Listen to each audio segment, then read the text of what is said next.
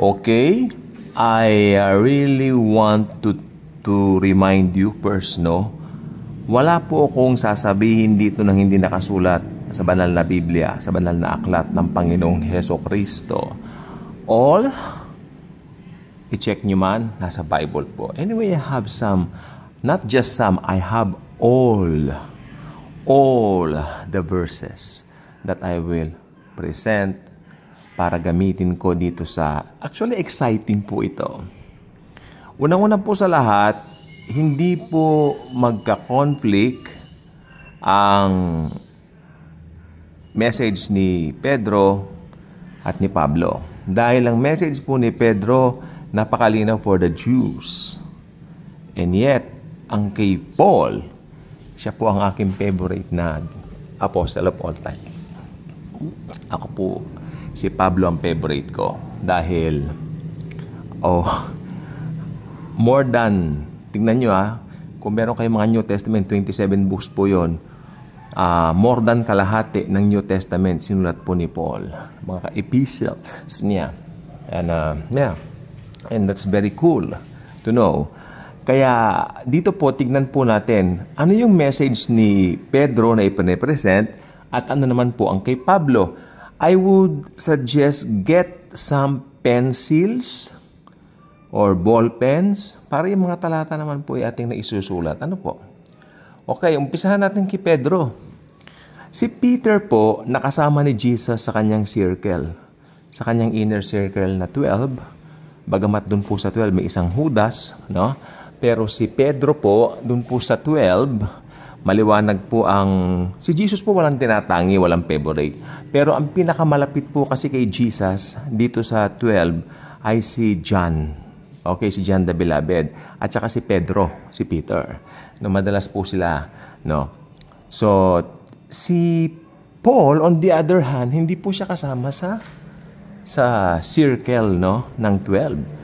Later on na lang po siya. Pero ang kanya pong nakita sa daan ay ang glorified, risen Christ.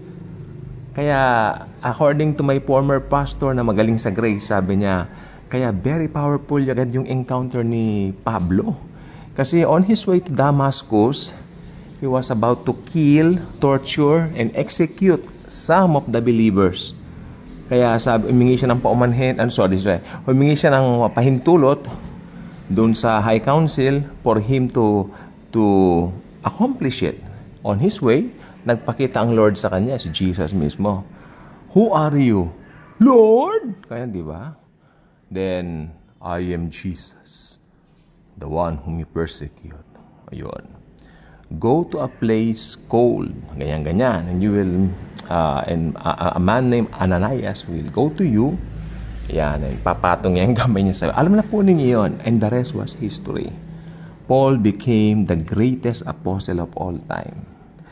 They call him that, the greatest apostle of all time. Kahit hindi siya nakasama sa inner circle ng Panginoong Hesukristo.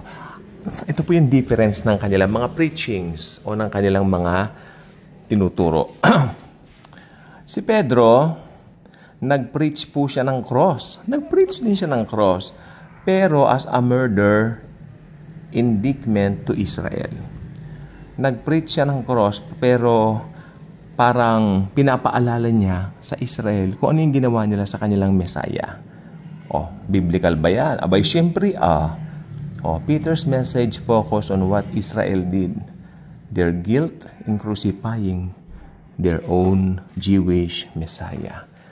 May talata ka ba dyan? Abay, syempre, Acts chapter 2, verses 22 to 24. Kayo na po magbasa, Alang ang basahin ko pa. Acts chapter 2, verses 22 to 24. Murder indictment to Israel.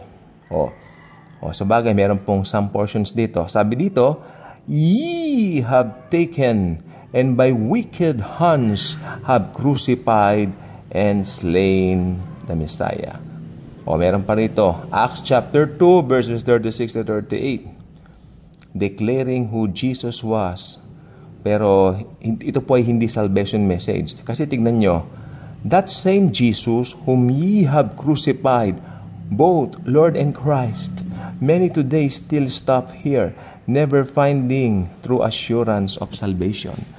Hindi po siya message of the cross. Pinaalala lang niya kung ano yung ginawa nila kay Jesus. Meron pa rito, Acts chapter 3 verses 13 to 15. Oh, should I read this o kayo na lang? Okay, nakalagay naman sa Bible. Ba't naman di ko babasahin? Sorry po. Inuubo ko pag ganito. Yung hangin kasi medyo kakaiba. Sana nga amihan na pero sa totoo lang po medyo, ewan ko ba? Yan na natin yan, no? Acts chapter 3, 13 to 15. Ito nakalagay, oh. Ye killed the Prince of Light. Tagalog, pinatay ninyo ang prinsipe ng buhay. It's referring to the Lord Jesus, siyempre. Sinasabihan niya mga Hudyo. Acts chapter 4, verses 8 to 10. Whom ye crucified, whom God raised from the dead. Remember, I am using a King James Bible. Why? Because it's the most accurate one and the very, very nearest to the original Greek language kung saan isinulat ang New Testament. Okay. Ulitin ko. Acts chapter 4, verses 8 to 10. Whom ye crucified, whom God raised from the dead. Ito naman, Acts chapter 5, verses 26 to 30. Jesus, whom ye slew and hung on a tree. Pansin nyo, ipino-point lagi ni Pedro yung ginawa ng Israel sa Lord. Meron pa po ako. Acts chapter 7, verses 51 to 52. Remember, what I am reading is just a portion of the whole given scripture of verses. Kaya magbasa pa rin po kayo. Ano po? Acts chapter 7, verses 51 to 52. Stephen, ito si Stephen, filled with the Holy Ghost, he still says, the just one of whom ye have been now the betrayers and murderers. The just one, si Jesus yon, of whom ye have been now the betrayers and murderers. Siya ay matuwid pero pinatay ng mga, parang ganito ng mga betrayers and murderers. Oh my Lord. Acts chapter 10 verses 38 to 39. Kung yung iba, kung hindi nyo kaya ang King James, you can check NIV and NLT. Ako personally po, ginagamit ko talaga NASB, NASB, New American Standard Bible. Yan ang pang-devotion ko araw-araw, tsaka NKJV. No? Mas maganda yun kasi New King James Version. Acts chapter 10 verses 38 to 39. Peter is still referring to the cross as a bad thing. Tingnan nyo. Whom they slew and hung him on a tree. Ayan, no? Whom they slew. Yan. Kumbaga parang kinatayan, Lord. At ibinitin nila siya sa tree. Ang presentation ni Peter sa cross ay isang execution thing. Okay? Isang executional thing. Kumbaga doon pinapatay kung pasaway, no? The Lord is not pasaway. He is God. Kaya lang po siya namatay sa cross para bayaran ng kasalanan natin. Peter's message, you killed him. It was an accusation, not an offer of grace. Hindi po siya nag-o-offer ng grace. Nire-remind niya mga Hudyo, tingnan nyo, parang may halong accusation. O parang kinukonsensya na sila. Okay? Pero this is not an offer of grace. Okay, sa kabilang banda si Pablo, may favorite apostle of all time, syempre. Pero hindi po ako mid-acts. Hello, I'm not a mid-acts. Never. Noon pa lang 2011, pinag-aralan na namin yan. Talagang hindi dapat. Rightly dividing the scripture tayo, dispensationalist tayo, at si Jesus ang focus natin, no? Dahil ayun ang according sa gospel ni Paul. Paul preached the cross as a good news. Di ba tumataba puso niyo? Naabutin tayo ng, okay lang, kung anong oras na matapos dito. Paul preached the cross of Jesus as a good news. Bakit? Because Paul's message focused on what God did through His Son, Jesus Christ. Christ's death for us on the cross and the grace revealed through the cross of the Lord Jesus Christ. Napakaganda. Acts chapter 20:24, to testify the gospel of the grace of God. To testify the gospel of the grace of God. Galatians chapter 1 verse 12. Again, I'm only reading portions from the original given verses. So you really have to do the reading yourselves, okay? So mas maganda po basahin niyo po, kayo na po magbasa. At magamit naman niyo ang mga Bibles, no, sa mga apps natin. Galatians chapter 1 verse 12. By the revelation of Jesus Christ. Ayun! Ito ang pinakamahalaga dito, Galatians chapter 1:12. By the revelation of Jesus Christ. See? Di ba sabi ko, what Paul encountered was the risen Savior. What those apostles or Peter, John, and the rest of the inner circle of the Lord while here on earth was the human Christ. He is God na nagkatawang tao siya, don't get me wrong ha, pero hindi niya ginamit ang power niya nung nandito siya. Siya ay nagpasakop sa Ama whole 33 years of His life, especially nung siya ay nakabayubay sa krus. Maliwanag po ba tayo? E di wow! Fine. Ephesians chapter 3 verses 3 to 4. Again, Ephesians chapter 3 verses 3 to 4. Buksan niyo mga Bible apps para magamit naman. By revelation, He made known unto me the mystery. Alam niyo kung anong mystery yon? Let me tell you kasi kulang dito sinabi. Ang mystery po dito, alam niyo mga Hudyo, very prideful sa kanilang kalagayan bilang mga chosen ones. Meron silang kayabangan. Until now, di ba? So, they don't want to share to anyone. But the mystery here was, si Jesus mamamatay for the sins of the whole world at lahat ay invited to the kingdom of God. Ganda, no? Yun ang grace. Thank you, Jesus. Mga Gentiles makakasama. At Gentiles ako, Gentiles tayo. Ewan ko lang kung may Hudyo nakikinig dito kung makakaabot. Welcome then! So, by revelation, He made known unto the mystery. Me the mystery. Referring to Himself, Paul sabi niya, Jesus revealed it to me, a mystery. So, sinabi ko na nga, yung mga Gentiles makakasama sa pagliligtas ng Diyos through Jesus Christ. 1 Corinthians chapter 2, 7 to 8. Had they known it, they would not have crucified the Lord of glory. Kung alam lang kasi nila ng mga Hudyong ito, kung sino yung ipinako nila sa cross, di ba? Sana hindi nila ginawa yon. Ayun. So, si Pablo, binibigyan justification niya yung mga Jews. Kung alam lang nila, hindi nga nila alam eh, di ba? Ayun yun eh. So, yeah.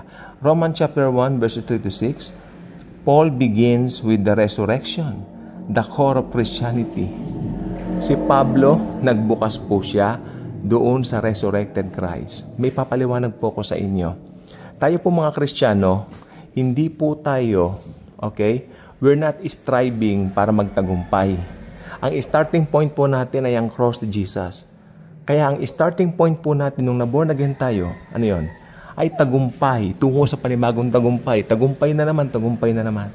Kaya nung naborn again kayo, tagumpay nandoon na.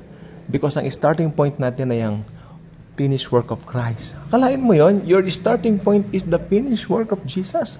Very powerful. No? Kaya ang buhay Kristiyano ay talagang tunay na masayang tunay. Glory to another glory, to another glory. Kaya tignan nyo, ang natatanggap natin, blessing to another blessing, to another blessing. Hindi magkukulang ang Kristiyano. Laging ipinoprovide ng Lord Jesus ang mga pangailangan natin. Because of His finished work alone. God bless po. Tapos, susunod, ayan. Nagsimula siya sa message of resurrection. Compare, ito, gawin na lang ito ha, pakikumpara po ang 1 Corinthians chapter 15 verse 17 doon sa John 20, okay, 1:9. Okay? Kayo nang bahala po. Kasi ako, manual lang yung dala ko dito. Romans chapter 5 verse 8. While we were yet sinners, nakaka-touch to. While we were yet sinners, Christ died for us. Okay? Pero may ibang part sa kasulatan. How much more now that you are already saved? lalo kang ililigtas ng Lord sa kung ano man yung mga bagay na mangyayari sa'yo. Kasi nung hindi pa nga tayo save, hindi pa tayo mananampalataya, iniligtas siya tayo para ma-born again tayo. How much more na born again ka? Lalo kanyang iingatan, lalo kanyang proprotektan, lalo kanyang i-bless, lalo kang hindi magkukulang, lalo kanyang gagabayan. Anak ka na niyo. Di ba? So, ayun yun. Di ba kalayo dun sa mga message ni Peter na puro condemnation? Ito hindi. Binibigay sa atin yung makarapatan natin, kung ano yung benefits natin. Okay? Galatians chapter 6 to 14. God forbid that I should glory except in the cross of our Lord Jesus Christ. Yun. Ang cross ngayon dito ay ipinagmamalaki ni Paul. Samantalang kanina sa binasa natin doon sa mga preaching ni Peter, ang kanyang ginagawa ay parang ipinapakita niya na ito ay instrumento para patayin ng isang makasalanang tao. Okay? Naging instrument of ano yun? Doon sa preaching ni Peter. Naging instrument of execution. Pero from instrument of execution, sabi ni Pablo, God forbid that I should glory in anything except in the cross of the Lord Jesus Christ. Naway, wala akong ibang pagmalaki kundi ang krus ni Jesucristo. Dahil sa krus na yan, namatay ang aking Savior. Hallelujah. Hallelujah. Thank you, Jesus. Okay? So, that's not an indictment. No? That's glorying in the cross as good news. The cross, ito yung dalawang perspective ng cross. Si Peter, you killed him. A message of guilt and rejection. Si Paul, he died for you. A message of grace and reconciliation. Nga naman. Tapos, sa 1 Corinthians chapter 1, verses 17 to 18, 21, 23, the preaching of the cross is the power of God. Kaya we preach Christ crucified. I hope kayo rin po. I-preach nyo si Jesus kung ano yung ginawa niya sa cross. You don't have to condemn anyone. Kasi marami pa rin pong churches ngayon. Namatay si Jesus para sa iyo. Anong gagawin mo para sa Kanya? No, wala tayong pwedeng gawin para sa Kanya. The only thing we can do is to accept that love, to accept that grace, and to magnify Jesus and His love for the whole world. Nahayaan mo ang sarili mo na magamit niya para ipahayag ito sa hindi pa mga ligtas. God bless po.